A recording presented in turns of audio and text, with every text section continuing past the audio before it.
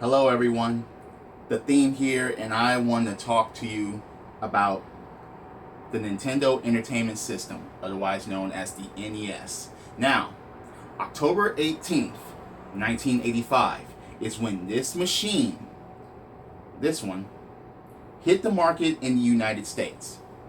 It is the 30th anniversary since this came to the United States. Now in Japan, as you all know before clicking on this video most likely, it is called the family computer in Japan, the Famicom. That's what that stands for. It stands for family computer in Japan. And that surfaced in 1984 in Japan.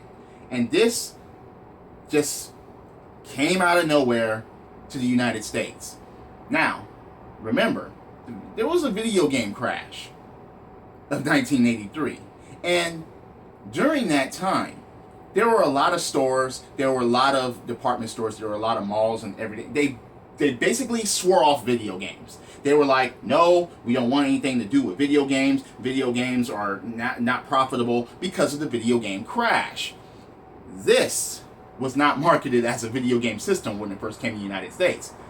I don't have Rob the Robot, but at the end of the day, it sold this as a toy, an entertainment system, as the name implies. They didn't say it's a gaming system. People were like, oh no, video games. They say, no, this is a toy. It has a robot. Yes, it has this. And they would invite people on the streets of New York to sample it, shooting ducks and playing Gyromite, just to get it out there.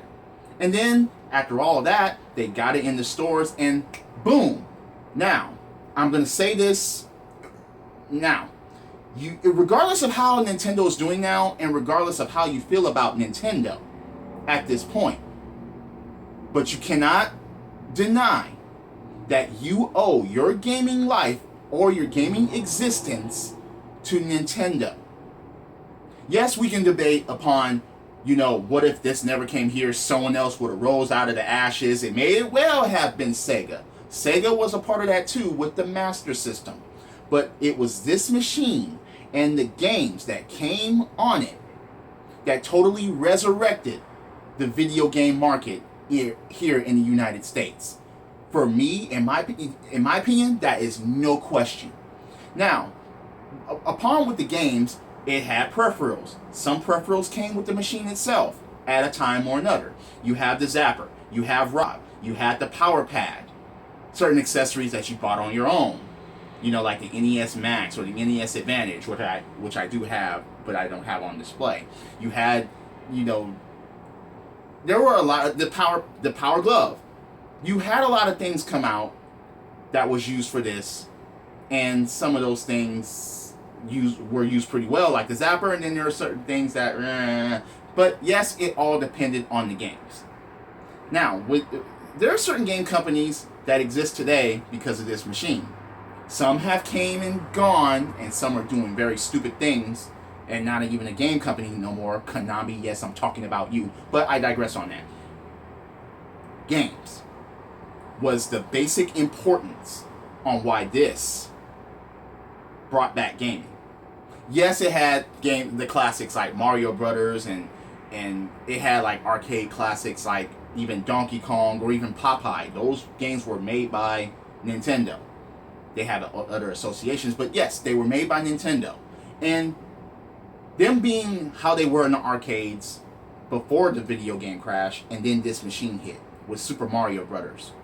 Super Mario Brothers was one of the first story-driven adventure left to right type of games. Yeah, go that way, and you went that way, and you found secrets, you found things along the way. And then there was the first trolling ever, in my opinion. The princess is in another castle. No, this is not over. And you found out that, damn it, this is a big freaking game, isn't it? This is a big freaking world, if you didn't find the warps. The arcade version, I encourage you to play Super Mario Brothers, the arcade version, if you can. Yes, you can emulate it on MAME or something like that. Because the home version and the arcade version are two different things. But enough about Super Mario Brothers. You already know the story about that game. That basically is like, towards many gamers out there. So Super Mario Brothers, yeah, we're done with that.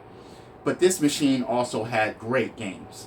The Legend of Zelda, Metroid, Kid Icarus. Even though a lot of people have never beaten it, Kid Icarus is a great game if you give it a chance. Please play that game. It's Then you have Duck Hunt, from arcade to system. Yes, great game. Hogan's Alley, Wild Gunman. Yes, that made the Zapper very, very great. I mean, yes. Yes, I have the two separate models of the NES. I have the top loader here, and both systems still function. They still work. They still play games, and I play it from time to time because, yes, I'm a gamer. I'm a retro gamer. I'm a console gamer. I'm a now gamer. It's just, but I have to say, without this, I wouldn't be gaming today. Yes, there was the arcades. Yes, I've been playing video games ever since the Atari 2600, which I still have, but it was this that captivated gaming, in my opinion. And, there are certain games over here that I have here and in the back of them. There's the term NES hard. Now, a lot of people will say, oh, games are so hard today. They weren't this hard back then. Please, play something on this. Not just emulate it, not just doing save slates or stuff like that, but play it on either one of these. Play it at home on a console, okay? Please. From beginning to end. This one had a lot of problems for a lot of people. Damn, you could get so far, the game has no save points to it, and then your game will blink, and then next thing you know, you lost all of that data. You're screwed. You have to start all over.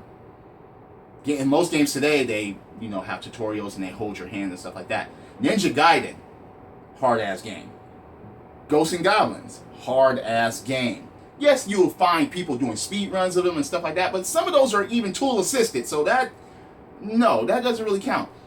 Mike Tyson's Punch-Out! There's still people that have not beaten Mike Tyson to this day. Then you have the classics like Contra.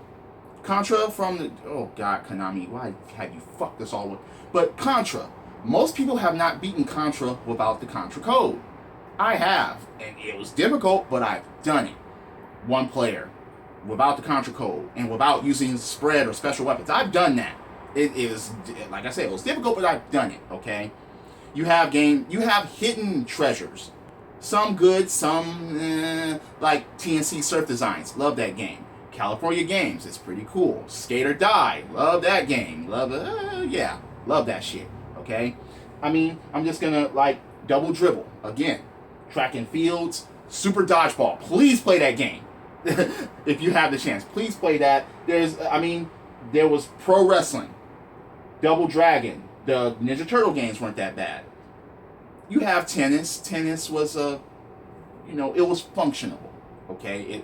They weren't the greatest, but they paved the way for gaming of today. That's just, and I just wanted to discuss it because it was the anniversary of this thing. 30 years ago, this thing came to the United States and totally just took off, and I don't think gaming would be here today if it wasn't for this console, this machine, this product. So I would like to know what your favorite games were. Yes, I know the Legend of Zeldas, Metroids, the Marios. Mario 3 is the best game on this, in my opinion. But I would like to get your thoughts about this and your experiences with this machine.